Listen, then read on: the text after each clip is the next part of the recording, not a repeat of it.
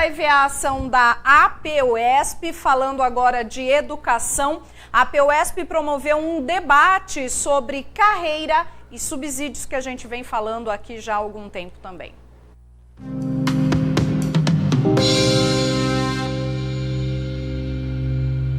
No dia 23 de fevereiro, a APUESP promoveu um debate sobre a carreira do magistério e a experiência do subsídio que o governo estadual quer implantar em São Paulo.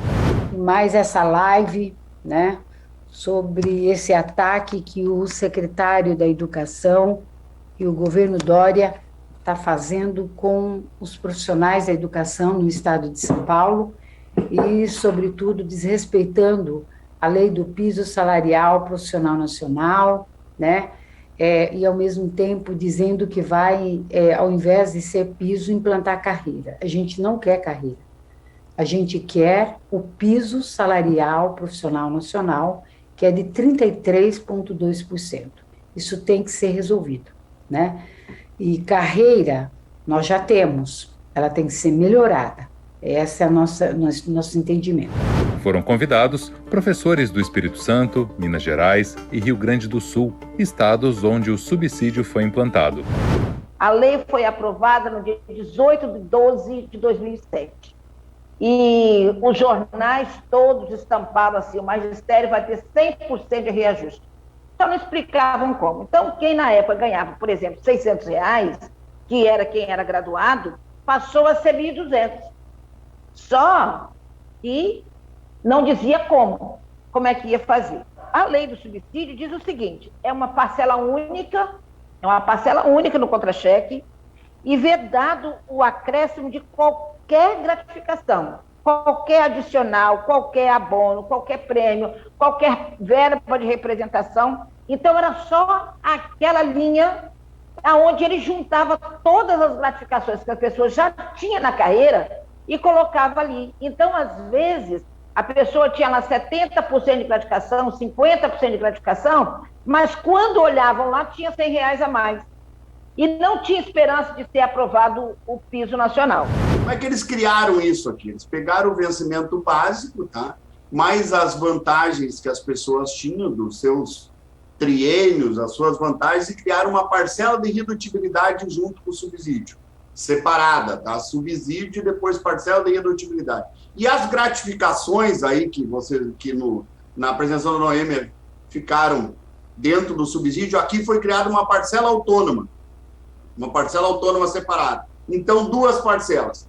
O que aconteceu agora aqui no ano de 2022, aqui final de 2021 e agora no início de 2022, o governo Eduardo Leite mandou um novo projeto para a Assembleia para pagar, segundo ele, o piso, que não é o piso, dizendo que era 32%, e foi lá e tirou da parcela de redutibilidade das pessoas. Então, aqui no Rio Grande do Sul, quem paga o piso do magistério, na verdade, é o próprio professor, porque vai lá e tira das suas vantagens. Mas o que deu um debate muito grande? E a manobra do PSDB é muito parecida em todo lugar, viu? É dizer que as pessoas vão ganhar um pouco no começo, né? Que as pessoas tiveram mesmo uma vantagem no começo e as pessoas vão lá e acham que é uma boa. Em 2011 para 2012 que veio o subsídio. Inicialmente, no projeto de lei, tratando dessa mesma forma que aconteceu lá no Espírito Santo, sendo opcional. Então, vocês vão ser enquadrados esse subsídio, mas vocês têm opção de voltar para carreira e para a lógica antiga. Nesse movimento que foi feito, eles tentam apresentar um prato, é como se fosse um doce muito bonito, sabe? É bem confeitado. E traz parte da categoria. Quem vai para esse encantado com esse doce, depois vai, quando morde o pedaço, vê que o doce não é tão doce, que é muito amargo. Porque quando entra nisso, perde tudo, congela tudo, não tem nenhuma possibilidade de discussão de vantagens, quinquênios, biênios, tem nada disso mais. E aí, mais uma vez, todos que estavam no meio da carreira para o final, aposentados, com paridade, integralidade, tiveram os seus vencimentos congelados, perderam muito. No reajuste do piso, a gente não tinha nem como falar a respeito disso, justamente pela questão da lógica do suicídio. Vamos falar agora sobre escola de período integral. O mestre da USP, professor, vai explicar direitinho toda essa proposta, se é bacana, se não é bacana, como é que ela tem que ser aplicada. Vamos ver, pode soltar. Muitos professores podem questionar o que a aceleração na implementação das escolas PEI tem a ver com a face da nova carreira. Mudar as formas de contratação, afetar a estabilidade, enfim, colocar o projeto da reforma administrativa em prática são alguns pontos que estão por trás do plano do governo estadual, como explica esse professor e pesquisador da USP. Na nossa perspectiva, o PEI está cumprindo no Estado de São Paulo o papel que a reforma administrativa cumpriria.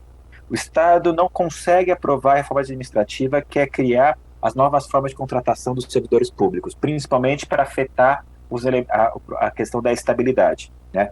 Só que, se o Estado não consegue avançar isso, ele vai criando modelos híbridos, no qual você tem um processo, esse professor, ele continua concursado, mas ele está ali numa situação precária, numa situação instável. E isso tem um efeito sobre os salários. E aí você tocou no 75%.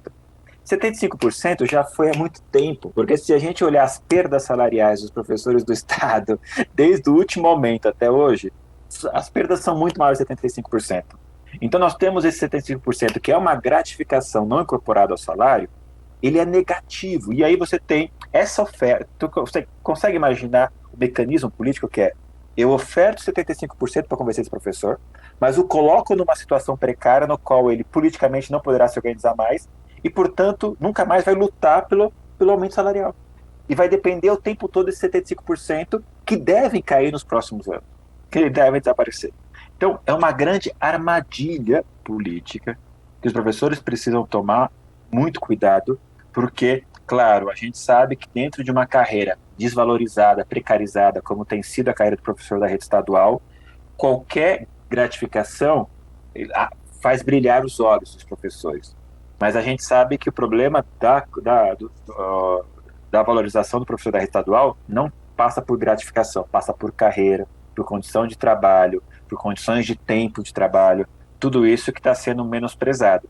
E sem falar, acho que a terceira dimensão, que esse professor da PEI é um professor que vai ter um ritmo de trabalho, uma cobrança muito além das 40 horas. Uma professora disse que, quando numa das entrevistas nós fizemos, que ela não tinha entendido que era essa dedicação integral. Depois ela percebeu que era de sábado, de domingo, era responder o WhatsApp do coordenador, do supervisor, porque você precisa passar pela avaliação 360 graus, você precisa comprovar, você precisa produzir as provas de que você está trabalhando.